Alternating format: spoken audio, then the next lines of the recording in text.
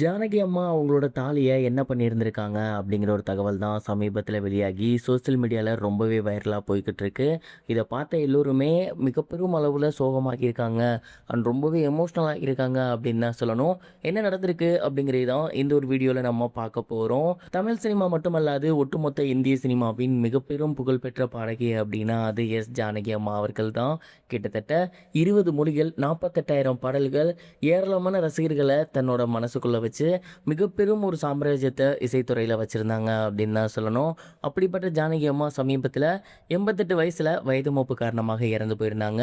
அவங்களோட மறைவு எல்லோருக்கும் மிகப்பெரும் ஒரு சோகத்தை ஏற்படுத்தியிருக்கு. அவங்களோட மறைவுக்கு பின் தொடர்ந்து அவங்க லைஃப்பில் நடந்த ஏராளமான விஷயங்கள் நிறைய பேர் வந்து வெளியே சொல்லி வந்துட்டு இருக்காங்க.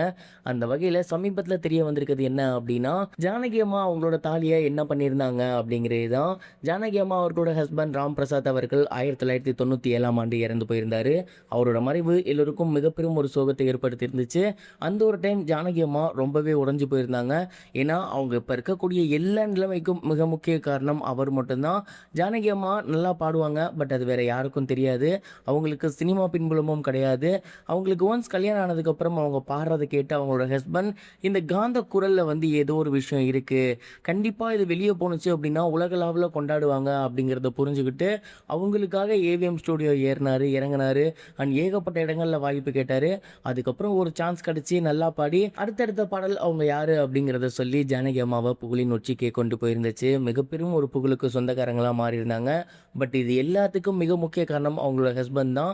ஜானகி அம்மா சினிமா துறையில் எப்படியாவது ஜெயிச்சிடணும், இசைத்துறையில் நுழைஞ்சிடணும் அப்படிங்கிறதுக்காக ஒரு கட்டத்தில் அவருடைய வேலைகள்லாம் விட்டுட்டு இவங்களுக்கு வாய்ப்பு தேடி மட்டுமே அலைஞ்சிருந்திருக்காரு.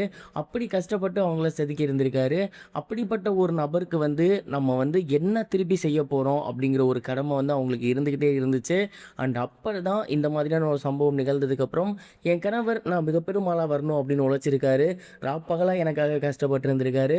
அண்ட் நான் எப்படியாவது முன்னுக்கு வரணும் அப்படிங்கிறது தான் அவரோட மிகப்பெரிய ஒரு விஷயமா இருந்துச்சு. என் கூடவே தான் அவர் இருந்தார். இதுக்கப்புறம் அவர் என் கூட தான் இருக்கணும் அப்படிங்கிறது என்னோட ஆசை அப்படின்னு சொல்லி அவர் இறந்ததுக்கப்புறம் அவங்க கழுத்தில் போட்டிருந்த தாலி இருக்கு இல்லையா, அந்த ஒரு தாலியை கலட்டி அவங்க மோதிரமாக பண்ணி கையில் போட்டுக்கிட்டாங்களாமா.